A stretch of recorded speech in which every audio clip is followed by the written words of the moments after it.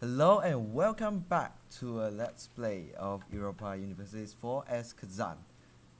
So I've taken a long break from this series and I'm glad to be back again. From the last episode, we suffered from some traumatic defeat at the hands of the Muscovites, but it's a new day and today I'm very excited to bring to you another episode. And this time around, we are actually going to focus our efforts on expanding our borders. Already you can see me fumbling around trying to see who is going to be my next expansion target. I also want to reignite our relationship with the Uzbeks because I think that they share such huge border with us. It's kind of threatening to have them constantly lurking around in the background, not as our friends. Here you can see that Timurids actually sent us an offer alliance, and I was reluctant to accept it because I know that Uzbeks and Timurids are actually rivals. If I were to accept the offer from the Timurids, then my hopes of rebuilding a relationship with the Uzbeks will be crushed. So I sort of just left their offer hanging. I'm going to accept it one day soon after I've gotten Uzbeks on my back, no pun intended. And for the meantime, I'm just going to leave the diplomatic situation as it is. Now, I'm also trying to play around a little bit with the tribal system in my nation, gaining some of their loyalty. Hopefully I can call them to war sometime soon. Right, so I'm doing some of these cleaning up efforts, coring all the provinces that we just acquired from the west.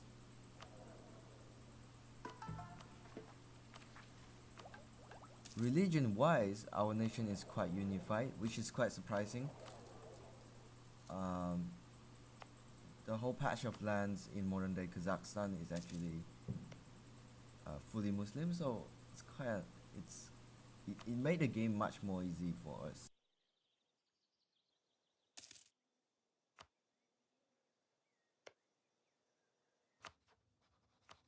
So here you can see that I had the chance to forge an alliance with the Uzbeks and I immediately jumped on it, followed by an alliance with the Timurids because I know that the Timurids are more tolerant of this trifecta alliance that we are trying to go for. So we formed this kind of undefeatable chain of alliance that no enemy, even the Muscovites, could break. Muscovy is considered a great power. That's cool. We actually lost our ability to set them as rival after the last war because we are significantly weaker than them by this point. Again, they are like a snowball basically. They're gonna gain momentum over time and roll over the entire eastern basin of Siberia. I mean western, sorry. And we're gonna stop that. We're gonna be the bulwark of the Horde army. So I looked around the map and look at that, Shervan actually managed to... Oh wait, the Renaissance, nice. The whole new revamped technology system is just intriguing. And I love it. As a matter of fact, we start off without even researching feudalism. So our tech cost is initially 50% more expensive than anyone else on the map. So we are behind feudalism and now Renaissance has started, which means that we are in a bad shape in terms of technological advancement, and I really should focus more on trying to spread all these new ideas to our provinces. I can't wrap my head around how to make that happen yet.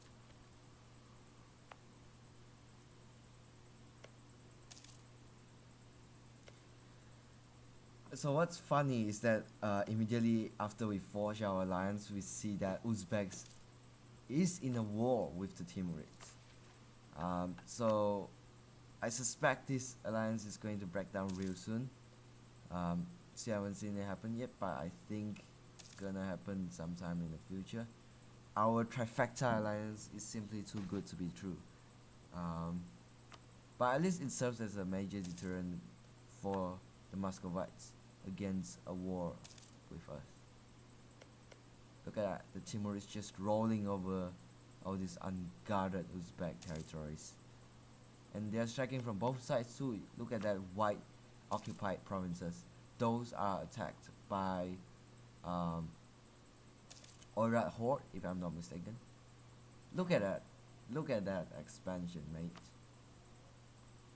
So yeah, alliance actually is going to break between Uzbek and us because of the alliance we hold with the Timurids. And by this point, it's a vain effort trying to save their alliance with us because it's kind of impossible. Yeah, so eventually the Uzbek gave up on us, and we still maintain relatively friendly relationship. We hate them, of course. I mean, we are neutral towards them, but logically speaking, we should hate them. They broke alliance with us multiple times on the basis that we are allied to their rival, which totally makes sense. I think from a more greedy standpoint, I might want to expand into Uzbek sometime in the future. I'm just going to make a note to my future self to consider an eastward expansion. I mean, but Uzbek territories are not really all that fertile or rich, so it's not really that important for us to go eastward anytime soon. Right? So speaking of westward expansion, I think we have gotten quite enough manpower to begin a little bit of army building, which we'll see pretty soon in the episode. Muscovite gain a core on our provinces, which is not good news at all. So they are kind of settled in on Kazan, and I would hate for them to convert the province to another religion or such, because that would take a pain in the ass effort to revert such an action. So here we can see that Circassia finds himself in the middle of a war against the Golden Horde, and that provides us the golden opportunity that we needed to roll over Golden Horde. And look at that, almost instantaneously Crimea started a war against the Golden Horde, and I have no choice but to take full opportunity of this situation and join in the war, even though our manpower hasn't fully recovered yet. So the Golden Horde kind of sensed where this war is going, and they're actually starting to stream some army in our direction to crush us before we can move into assistance. Look at that one cavalry troops trying to scout around in our territory. Look at all those army. So here's where mistake is going to happen. I totally missed the 14,000 troops in fact, running in our direction, and I just sent my entire stack into a humiliating defeat. So looking over here, they have a superior leader and superior morale, and I was kind of scattering away, so all of my army was crushed. So just a few minutes into the war, all my army is stack wiped, and I'm in terrible shape. So I'm just clicking around in desperation. I don't know what I was thinking at the time, but I don't think clicking around helps in any way. Oh yeah, I was trying to see if I can change my capital. I'm just like so defeated at that moment in time. But eventually, the Crimean army drew the attention of the Golden Horde army, and they directed all their troops westwards, and that gives us a little bit of breathing space to rebuild our army again. Hopefully to be used to snatch the territories in time. So I discovered that I actually have quite a lot of gold in reserve, and I spend them to purchase some mercenaries and army, um, to rush a sizable troop whose sole purpose is to siege down the Horde army and the Horde land. By Horde I mean Golden Horde, not us. We are the cooler Horde. So I gotta move all my units to one corner of my province, cause I learned from my mistake never to push your army to the front line unless you know about where the enemy troops are headed. Otherwise you're just going to smack into their face and get yourself stack wiped. So look at that sneaky Ryzen army with a 2-star leader. It really freaks me out to see a 2-star leader, because 2 stars essentially means that your leader points is beyond 5 or 6. I'm not really sure the exact amount, just some blind guessing. But such a leader is really important in early warfare, because in early warfare most of your unit don't generate less than 2 to 3 shock damage, and the leader itself already generated 2 to 3 damage individually, so it makes a great difference. But look at that, at that moment I actually decided to rush my army against a 2-star troop and won the battle, which is a really prideful moment for this war, and it's sort of the turning point. The Golden Horde can never get back after such a humiliating defeat, of course. Right, so I directed all my efforts to sieging down the lands now. No better thing to do. This part is just us storming over the Golden Horde troops. I paused a little bit because I was figuring out whether or not it's a wise idea to post my army in such a difficult situation. I mean, in such a dangerous situation. Sorry. In the end, I decided to siege down the capital first, because it actually tips the war to our favor and also makes them more lenient to accept any peace deal that we offer. Their war exhaustion will also have a ticking timer, which increases the amount over time, and they'll be exhausted and defeated and easy to surrender. Now I made the effort to tell my allies to keep away from certain territories which I marked as provinces of interest. I also want to make sure that they don't just exit the war without giving us some provinces that we desire.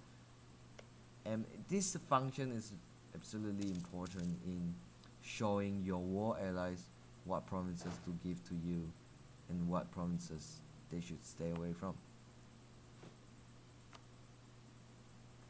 So here we are, building every cavalry we can with the manpower that we have. Just a precaution, just as a precaution in case any Golden Horde army were to rush against our 7k troop. And I can see in the side of the screen that the Golden Horde troops actually managed to amass quite a sizable army. I think it's 15.5k army, so that's quite huge. If the Crimean army were to behave irrationally and run away during battle, then we will be fucked up by the Golden Horde army. Look at that. The Golden Horde army is quick to rush into action, but so are our allies. They managed to save us in time. Look at that. Look at us getting butchered. Look at that. So our allies managed to come in time, and due to our superior leader from us, it's a Crimean leader, not our leader. Our leader is terrible, but the Crimean leader came in and saved the day. We only have 2,500 troops left by this point, and our manpower is almost non-existent. So I'm counting on a meager amount of troops to earn me some lands.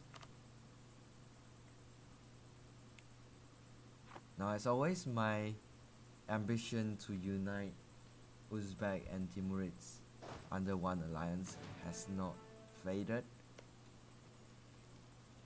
So you can see me occasionally checking that region out just to see if the conditions were right for an alliance. So here's a scary moment. They have 12,000 troops situated next to our 4,700 troops, and I just decided to stay put. That was kind of a daring move.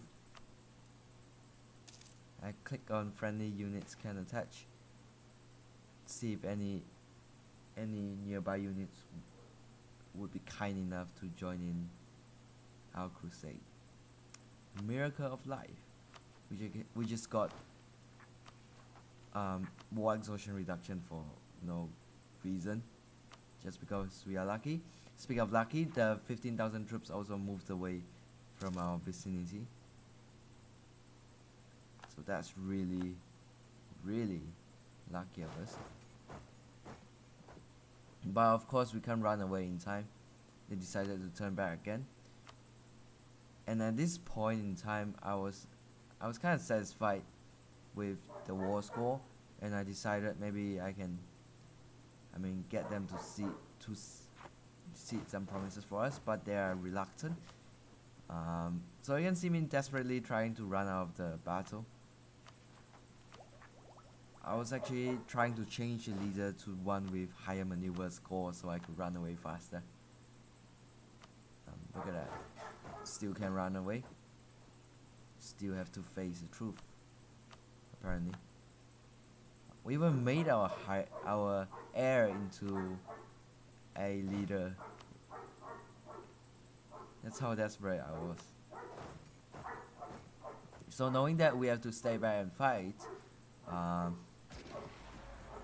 I just decided, man, just leave the fate to the game developers. And funny enough, the Crimeans actually ran away and came back again to save us for the second time.